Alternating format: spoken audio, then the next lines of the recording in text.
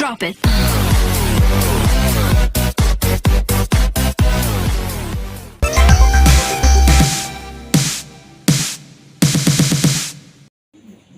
Assalamualaikum warahmatullahi wabarakatuh.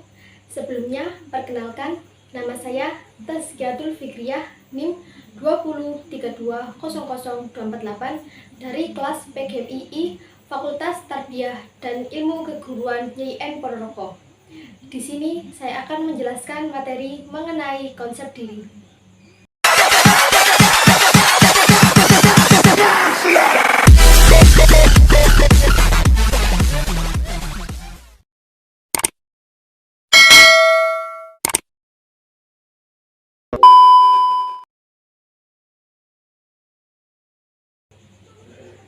Konsep diri merupakan suatu anggapan yang mengarah kepada pribadi seseorang yang membuat ia dapat mengatakan pada dirinya siapa sebenarnya dirinya.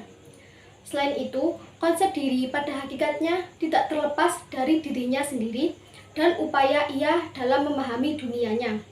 Konsep diri adalah cara pandang kita terhadap diri kita sendiri. Konsep diri juga dapat diartikan sebagai sesuatu yang dinamis atau terus berkembang dan merupakan kumpulan dari berbagai sikap seseorang yang positif. Seseorang yang memiliki konsep diri mempunyai identitas diri yang jelas. Dengan melatih diri, seseorang akan mencapai tingkat kemantapan dalam menentukan peran dan dapat mengambil keputusan yang selaras, serasi, dan seimbang dengan keadaan, serta dapat mengembangkan konsep diri. Sehubungan dengan konsep diri ini, kita harus membedakan dengan istilah kepribadian. Kepribadian terbentuk berdasarkan penglihatan orang lain terhadap diri saya sendiri. Terdapat komponen-komponen konsep diri sebagai berikut, yaitu yang pertama, gambaran diri adalah sikap individu terhadap tubuhnya, baik sadar maupun tidak sadar, meliputi performanse, potensi tubuh, persepsi, dan perasaan tentang ukuran dan bentuk tubuh. Yang kedua, ideal diri adalah persepsi individu tentang perilakunya yang disesuaikan dengan standar pribadi yang terkait dengan cita-cita. Yang ketiga, harga diri adalah penilaian individu terhadap hasil yang dicapai dengan cara menganalisis seberapa jauh perilaku individu tersebut. Yang keempat, peran diri adalah pola perilaku, sikap, nilai, dan aspirasi yang diharapkan individu berdasarkan posisi di masyarakat. Yang kelima, identitas diri adalah kesadaran akan diri pribadi yang bersumber dari pengamatan dan penilaian sebagai sintesis semua aspek konsep diri sebagai sesuatu yang utuh. Konsep diri terbentuk karena adanya pengaruh dari orang lain. Hasil interaksi, hubungan, dan pergaulan dengan orang lain akan memberikan peranan kepada individu dalam membentuk konsep diri. Akan tetapi, tidak semua orang lain mempunyai pengaruh yang sama terhadap diri individu. Konsep diri juga terbentuk melalui proses belajar sejak masa pertumbuhan seseorang manusia dari kecil hingga dewasa. Lingkungan dan pengalaman orang tua turut memberikan pengaruh yang signifikan terhadap konsep diri yang terbentuk. Sikap orang tua dan lingkungan akan menjadi bahan informasi bagi anak untuk tumbuh menilai siapa dirinya.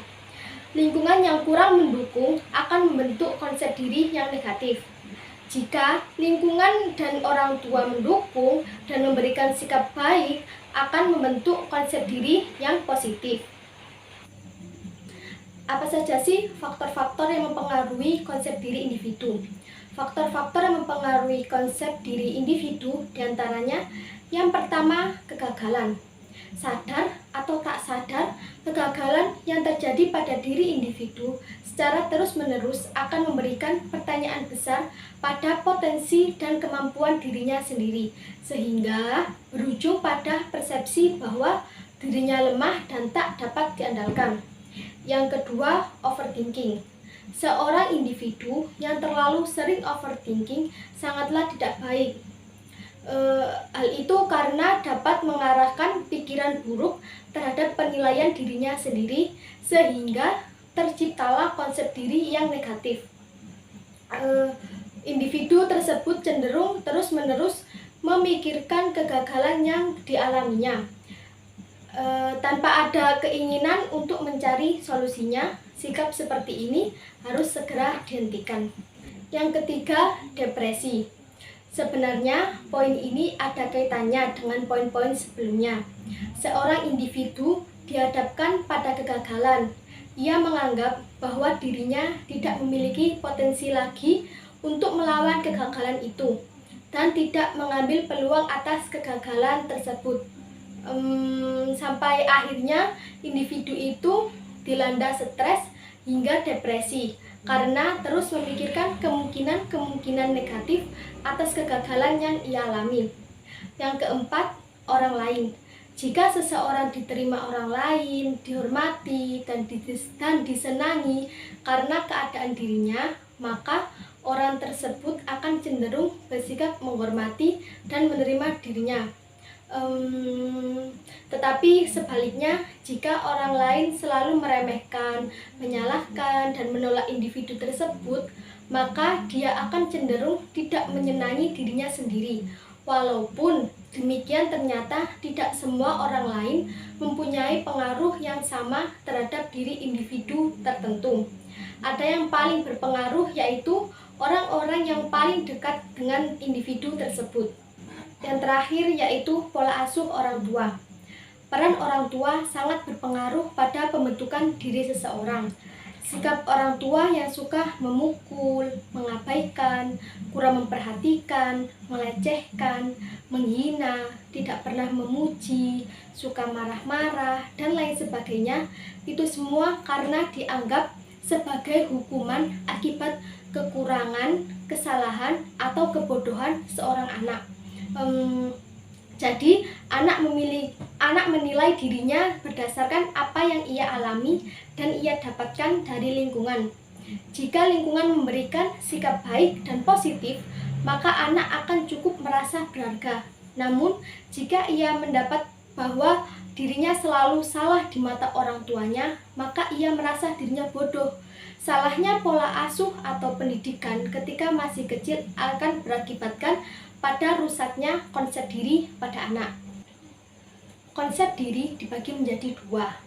Yang pertama, konsep diri positif. Konsep diri yang positif bersifat stabil dan bervariasi. Individu yang memiliki konsep diri positif adalah individu yang tahu betul tentang dirinya.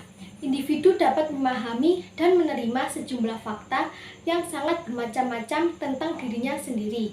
Evaluasi terhadap dirinya sendiri menjadi positif dan dapat menerima keberadaan orang lain. Individu yang memiliki konsep diri positif adalah individu yang tahu betul siapa dirinya, sehingga dirinya menerima segala kelebihan dan kekurangan. Evaluasi terhadap dirinya menjadi lebih positif dan mampu merancang tujuan-tujuan yang sesuai dengan realitas. Contohnya seperti mudah menerima masukan orang lain, merasa yakin terhadap kemampuannya sendiri, lalu mengetahui persis apa yang diinginkannya, terus mudah menyesuaikan diri pada sifat orang lain. Seseorang yang mampu membentuk konsep diri positif, ia akan mudah menerima dan berdamai dengan dirinya sendiri maupun dengan masa lalunya. Hal tersebut tentu berpengaruh ke perilaku seseorang. Selain itu, konsep diri juga dibentuk dari pengalaman, perilaku diri, dan penilaian orang lain terhadap individu. Maka dari itu, penting bagi kita untuk menilai pengalaman dan lingkungan agar konsep diri yang kita bentuk benar dan positif. Yang kedua, konsep diri negatif.